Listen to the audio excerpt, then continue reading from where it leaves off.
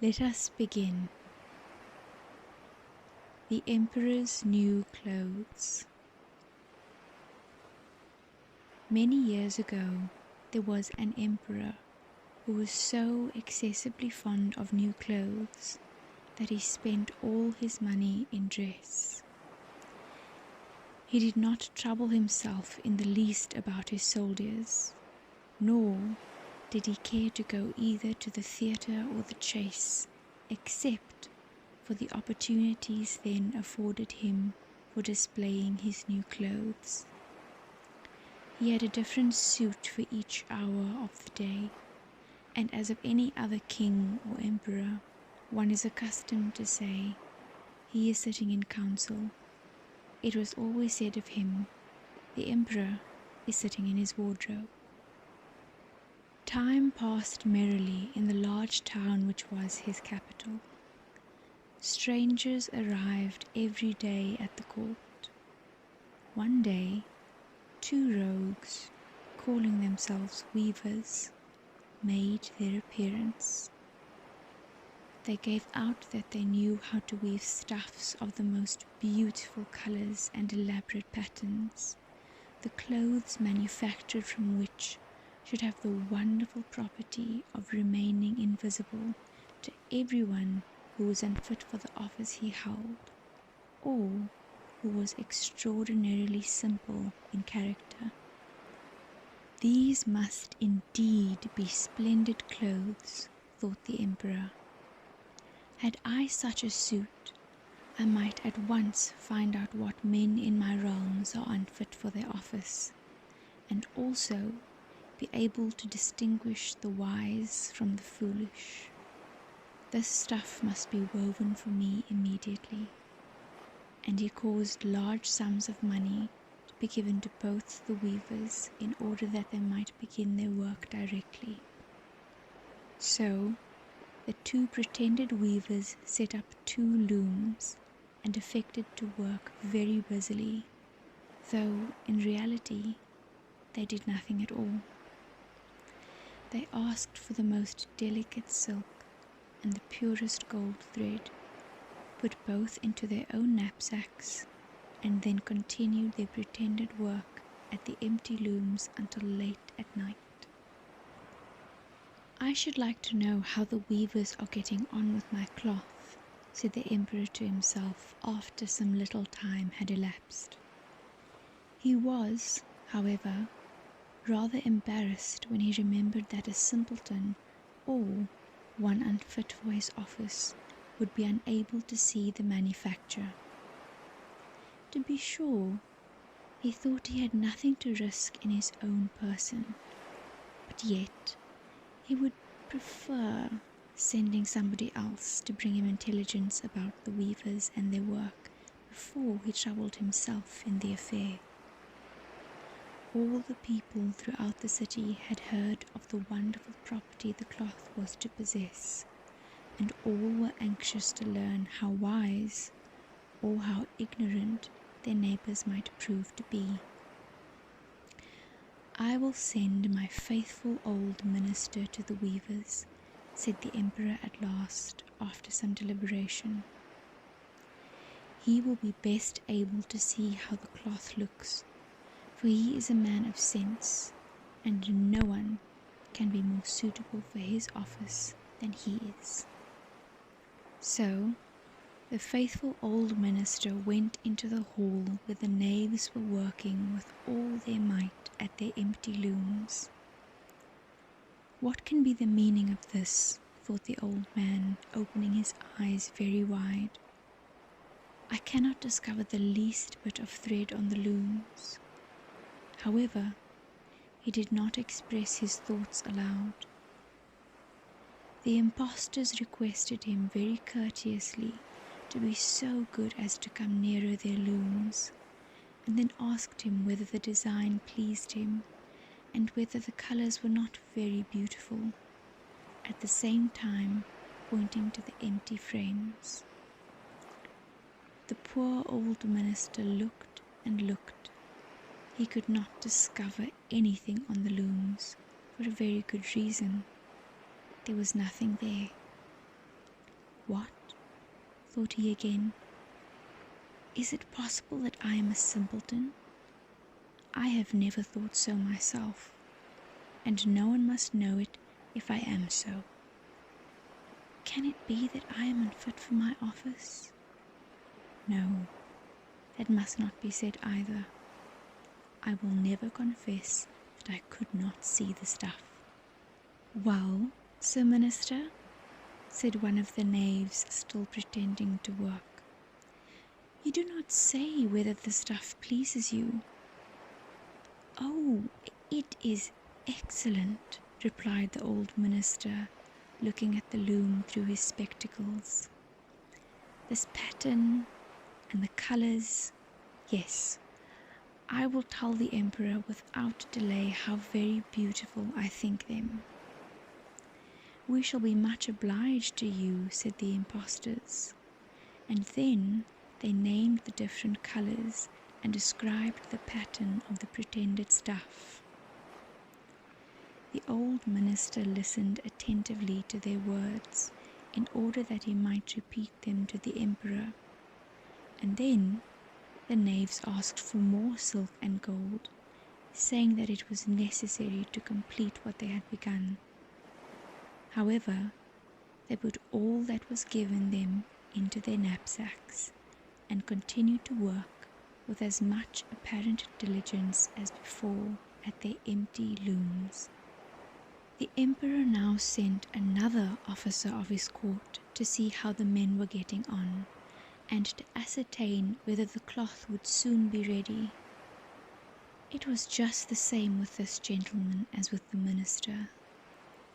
He surveyed the looms on all sides, but could see nothing at all but the empty frames. Does not the stuff appear as beautiful to you as it did to my lord the minister?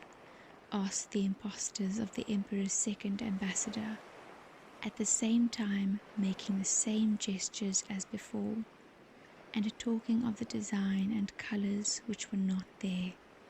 I certainly am not stupid, thought the messenger. It must be that I am not fit for my good, profitable office. That is very odd. However, no one shall know anything about it. And accordingly, he praised the stuff he could not see, and declared that he was delighted with both colours and patterns. Indeed, please your imperial majesty, said he to his sovereign when he returned, the cloth which the weavers are preparing is extraordinarily magnificent. The whole city was talking of the splendid cloth which the emperor had ordered to be woven at his own expense. And now the emperor himself wished to see the costly manufacture while it was still in the loom. Accompanied by a select number of officers of the court, among whom were the two honest men who had already admired the cloth, he went to the crafty impostors, who, as soon as they were aware of the emperor's approach, went on working more diligently than ever, although they still did not pass a single thread through the looms. Is not the work absolutely magnificent? Said the two officers of the crown already mentioned. If your majesty will only be pleased to look at it, what a splendid design, what glorious colours! And at the same time they pointed to the empty frames, for they imagined that everyone else could see this exquisite piece of workmanship. How is this? Said the emperor to himself. I can see nothing. This is indeed a terrible affair. Am I a simpleton, or am I unfit to be an emperor? That would be the worst thing that could happen. Oh, the cloth is charming, said he aloud.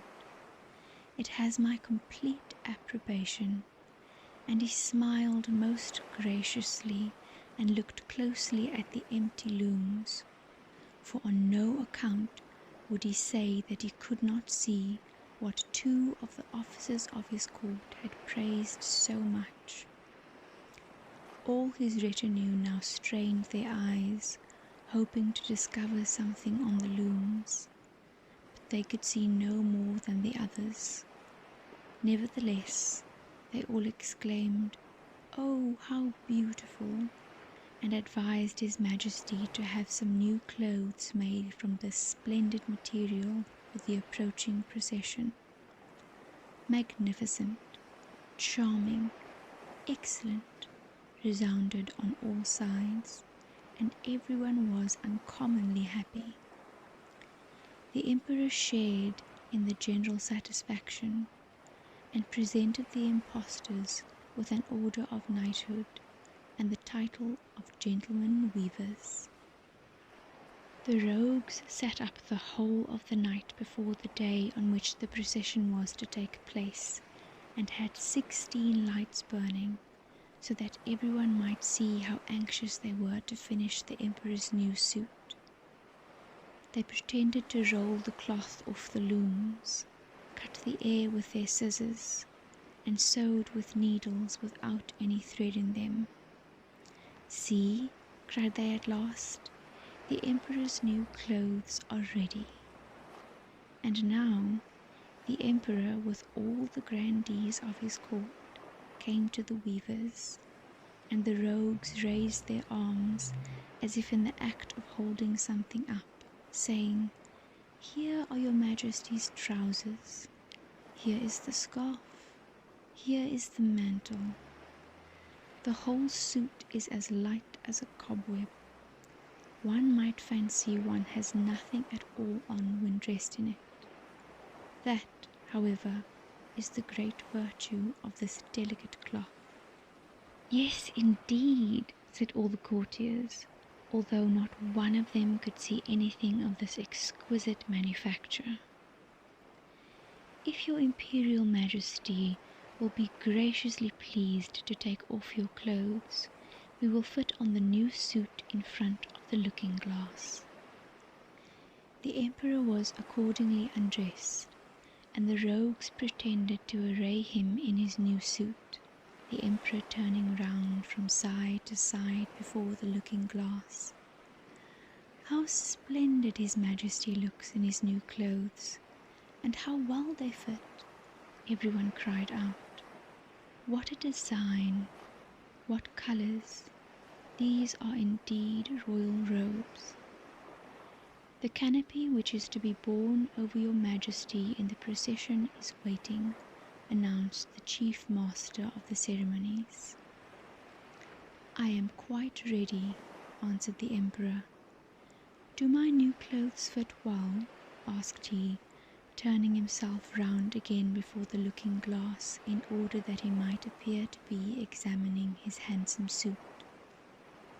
The lords of the bedchamber, who were to carry His Majesty's train, felt about on the ground as if they were lifting up the ends of the mantle, and pretended to be carrying something, for they would by no means betray anything like simplicity or unfitness for their office. So now the Emperor walked under his high canopy in the midst of the procession, through the streets of his capital, and all the people standing by and those at the windows cried out, "Oh, how beautiful are our Emperor's new clothes! What a magnificent train there is to the mantle, and how gracefully the scarf hangs!" In short, no one would allow that he could not see these much admired clothes, because in doing so he would have declared himself either a simpleton or unfit for his office. Certainly none of the Emperor's various suits had ever made so great an impression as these invisible ones. "But the Emperor has nothing at all on," said a little child. "Listen to the voice of innocence," exclaimed his father, and what the child had said was whispered from one to another. "But he has nothing at all on," at last cried out all the people. The emperor was vexed, for he knew that the people were right, but he thought the procession must go on now, and the lords of the bedchamber took greater pains than ever to appear holding up a train, although, in reality, there was no train to hold. And that is that.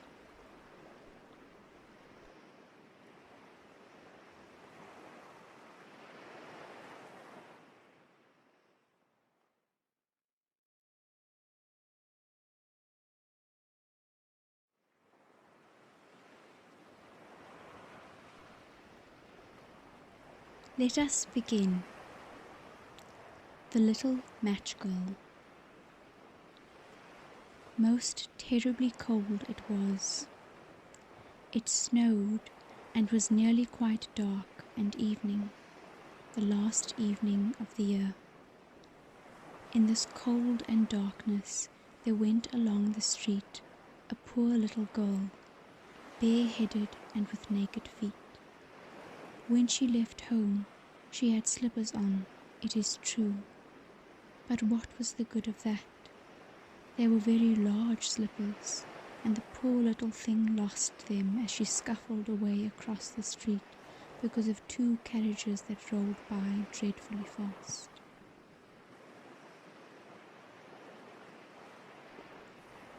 So the little maiden walked on with her tiny naked feet that were quite red and blue from cold. She carried a quantity of matches in an old apron, and she held a bundle of them in her hand. Nobody had bought anything of her the whole day. No one had given her a single farthing. She crept along, trembling with cold and hunger. A very picture of sorrow, the poor little thing. The flakes of snow covered her long fair hair, which fell in beautiful curls around her neck. But of that, of course, she never once now thought. From all the windows the candles were gleaming, and it smelt so deliciously of roast goose, for it was New Year's Eve. In a corner formed by two houses, she seated herself down and cowered together. Her little feet she had drawn close up to her, but she grew colder and colder, and to go home she did not venture, for she had not sold any matches and could not bring a farthing of money. From her father she would certainly get blows, and at home it was cold too, for above her she had only the roof through which the wind whistled, even though the largest cracks were stopped up with straw and rags. Her little hands were almost numbed with cold. Oh, a match might afford her a world of comfort if she only dared take a single one out of the bundle, draw it against the wall, and warm her fingers by it. She drew one out. How it blazed, how it burnt. It was a warm, bright flame, like a candle, as she held her hands over it. It was a wonderful light. It seemed really to the little maiden as though she was sitting before a large iron stove with burnished brass feet and a brass ornament at the top. The fire burned with such blessed influence. It warmed so delightfully.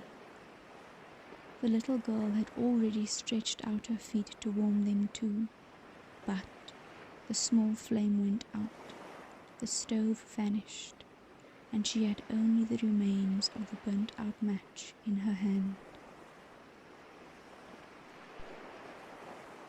She struck another against the wall. It burned brightly, and where the light fell on the wall, There the wall became transparent like a veil, so that she could see into the room. On the table was spread a snow-white tablecloth.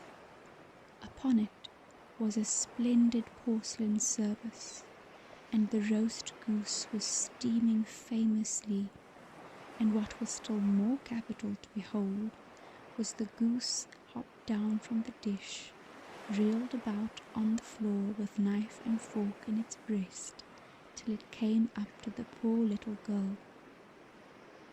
When the match went out, and nothing but the thick, cold, damp wall was left behind, she lighted another match. Now there she was, sitting under the most magnificent Christmas tree. It was still larger and more decorated than the one she had seen through the glass door in the rich merchant's house. Thousands of lights were burning on the green branches and beautifully colored pictures, such as she had seen in the shop windows, looked down upon her. The little maiden stretched out her hands towards them when the match went out. The lights of the Christmas tree rose higher and higher. She saw them now as stars in heaven. One fell down and formed a long trail of fire. "Someone is just dead," said the little girl, for her grandmother, the only person who had loved her and who was now no more, had told her that when a star falls, a soul ascends to God. She drew another match against the wall. It was again light, and in the lustre there stood the old grandmother, so bright and radiant, so mild, and with such an expression of love. "Grandmother," cried the little one, "oh, take me with you. You go away when the match burns out. You vanish like the warm stove, like the delicious roast goose, like the magnificent Christmas tree." And she struck the whole bundle of matches quickly against the wall, for she wanted to be quite sure of keeping her grandmother near her. And the matches gave such a brilliant light that it was brighter than at noonday. Never formerly had the grandmother been so beautiful and so tall. She took the little maiden on her arm, and both flew in brightness and in joy so high, so very high. And then above there was neither cold, nor hunger, nor anxiety. They were with God. But in the corner at the cold hour of dawn sat the poor little girl, with rosy cheeks and with a smiling mouth, leaning against the wall, frozen to death on the last evening of the old year. Stiff and stark sat the child there with her matches, of which one bundle had been burnt. She wanted to warm herself, people said. No one had the slightest suspicion of what beautiful things she had seen. No one even dreamed of the splendor in which, with her grandmother, she had entered on the joys of a new year. And that is that.